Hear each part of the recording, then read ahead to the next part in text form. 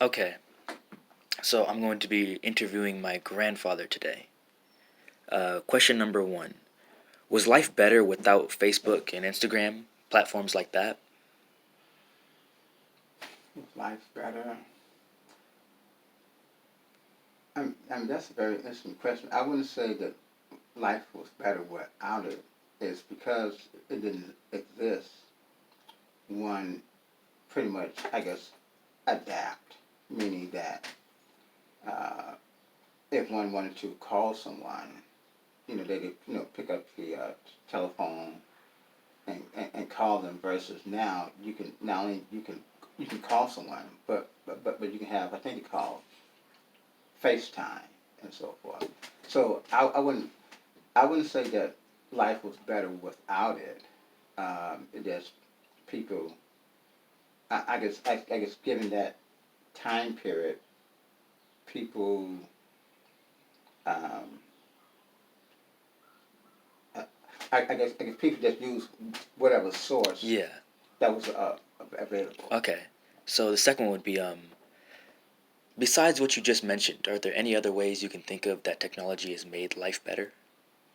Um, yeah, just some simple as you. I mean, like I said, first, there was this big computer, Hmm. but now in terms of acquiring information, or before, if one was doing research, one would have to, if you're fortunate, Go to the library and stuff what like what that. in either that too, or if you was fortunate in your home, if your parents had a set of world book encyclopedias, that was one source in terms of information for doing like research assignments. But now, I mean, you have a phone versus a big well, versus a set of books that you can just click and get whatever information you need. In comparison now, beforehand you have to Yeah, go, definitely. yeah. So So the third question. How was communication before the internet? um, it was just telephone, one to one. I mean, it was a time period that basically, for us calling someone, you pretty much develop a habit of just remembering people's phone numbers, Mm. and then you can just, I mean, so you can just call them very very. I can remember when when the rotary phone exists versus the uh, touch tone phone, which like Yeah. And when you uh, were younger, there were things like pagers, right?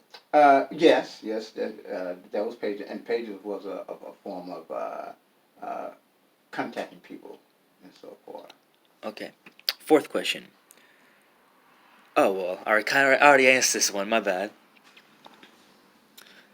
How have the younger generations changed with the introduction of these new platforms and technology? Um, I'm, uh, Repeat your question again. So, how have the younger generations, like myself, your kids, changed with all this technology that you didn't have back in your day? Well, I think the change is definitely positive, that they have become more computer literate in terms of as I was coming up. So I think that's fantastic. I mean, considering that technology is what pretty much uh, operate the world. Yeah, I like to say a lot that technology is pretty much ingrained into our culture. Right. Exactly. Exactly. Okay, and so how would you say technology has changed this generation for the worse? Well, I think it's more in terms of, I guess, people like, I guess it's more texting each other versus just person to person conversation. And so I think that's probably the work. I mean, as well as now, I guess younger people, even we say elementary age students or kids have had access to the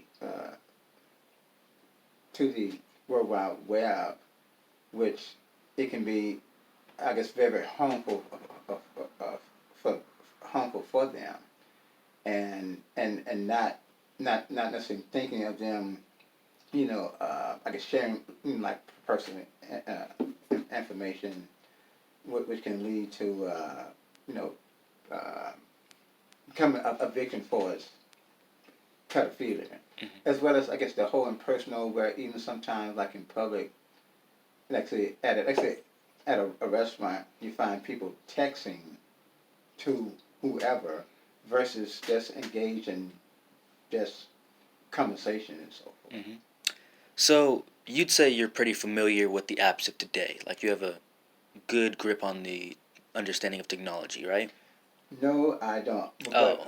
But I am learning. I am I learning. know you're familiar with Facebook. Are you familiar with Instagram? No, Are you familiar with Messenger? no. Mm.